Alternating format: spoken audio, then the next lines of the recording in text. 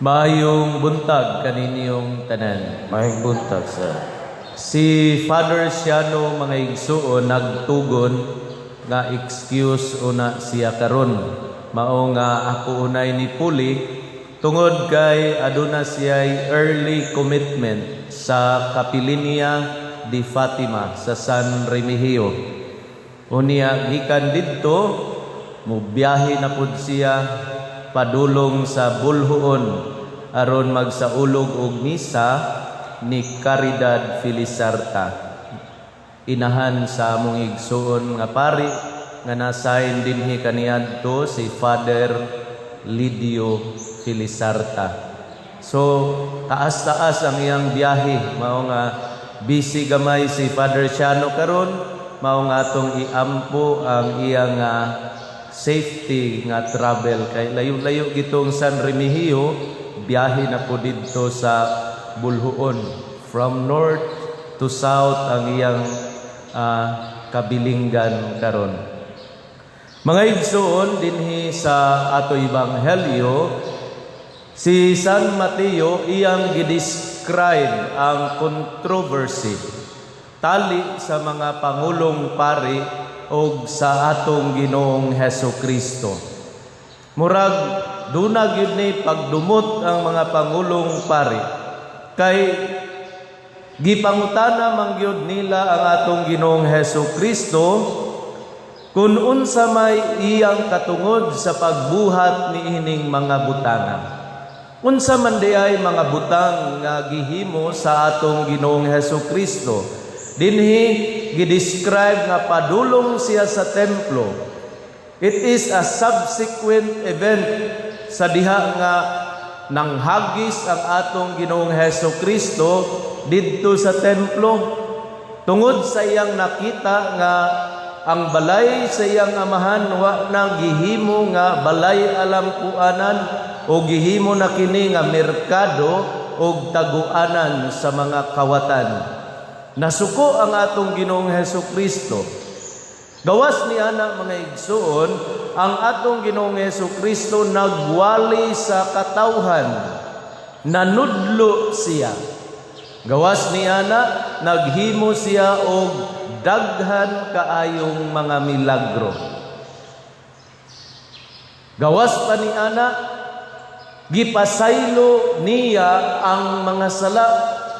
Mao nga ang mga pangulong pari nangutana gayud, diin manimo kuhaa kining maong katungod sa pagbuhat niining mga butanga. They tried to question the source of the authority of Jesus. Ngano di ay ning mga pangulong pari mga igsuon? Of course, naa Manila ang kanang gitawag nga legitimate power.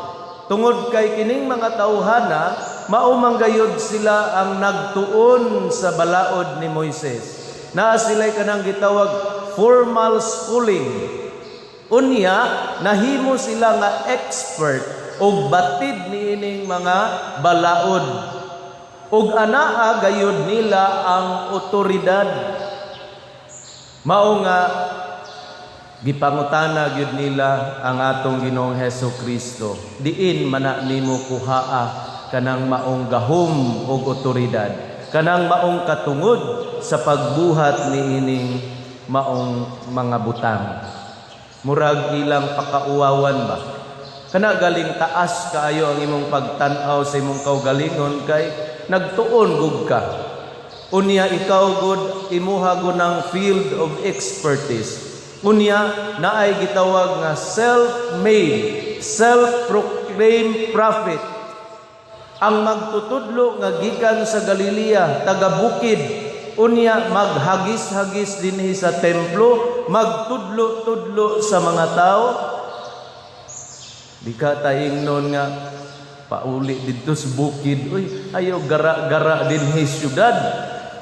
Nanghagis man siya dito, nanudlo man siya dito sa syudad sa Jerusalem, nga taga Galilea ramang ka, gikan man ka sa asa ng gamay kaayong lugar or sitio bana nga gitawag og Nazaret, asa man nimo kuhaan ang imong katungod? Pero makita man nato mga igsuon ang ilang motibo. Wa man sila mangutana kung aron gusto silang masayod kundiin gayud gikuha ang otoridad sa atong Ginoong Hesukristo. Nangutana sila aron sa tumong, sa pagbitik o sa pagpakauaw kaniya. Apan napadayag mga igsuon ang kaalam sa atong Ginoong Hesukristo. Mao nga niingon siya, dili ko kamo tubagon, gawas kun makatubag kamo niining ako nga usa lamang kapangutana. Diin man kuhaan ni Juan ang iyang katungod sa pagbunyag sa mga tao. Unya si Juan mga igsuon na ila na magyudtong banggiitan. Kanunay naman to siya nga ikumpara ni ining mga kadagkuan sa templo, labaw pagali alang sa pagtan-aw sa katawhan. Maglibog sila pagtubag, muingon sila gikan sa Dios. Ingnon sila sa tong Ginoong Hesukristo, gikan sa Dios, taga templo mangyud mo, taga simbahan mangyud mo, nganong wa man mo mutuo? Ug muingon sa sila gikan sa katawhan, ang katawhan po'y masuko nila. Pero nasayod, napadayag mga igsuon ang ilang dautan nga laraw sa ilang nga pagpangutana niini. Buot sila nga bitkon o pakaulawan ang atong Ginoong Hesukristo. Nasayod ta mga igsuon diin ang otoridad sa atong Ginoong Hesukristo sa pagbuhat niya sa tanan. Kini gikan sa Dios. Palihog manindog. Pag-ampo sa katawhan. Sa atong pagsaulog nining santos nga misa, ato karong ipadangat ngadto sa amahan ang atong mga pangaliyupo ug moingon kita, Amahan, dungga kami. Amahan, dungga kami. Alang sa atong simbahan, nga nagapanaw dinhi nining kalibutan, nga diha sa mapaubsanong kasing-kasing, magmaligon siya diha sa hadla sa panahon, magampo kita sa Ginoo. Amahan, dungga kami.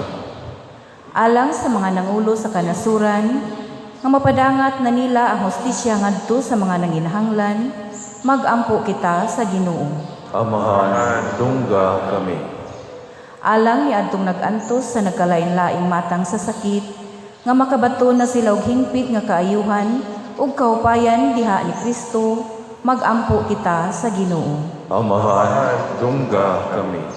Alang sa mga nag-alagad sa mga masakiton ug ubang hutong sa katilingban, nga makabaton kanunay og grasya sa paglahutay ug nga mapanalipdan sila, magampo kita sa Ginoo. Amahan, dungga kami. Alang sa pagsaulog sa 500 years of Christianity, nga unta magmalampuson ang tanan nga kalihukan, ilabi na sa mga parokya, ug atong mapalawman ang atong pagtuo ug paglaom, isip mga binunyagan, magampo kita sa Ginoo. Amahan, dungga kami. Alang sa sulugoon sa Dios, Teofilo Kamumot, obispo, nga mabayaw na sa kadungganan sa altar, magampo kita sa Ginoo. Amahan, dungga kami.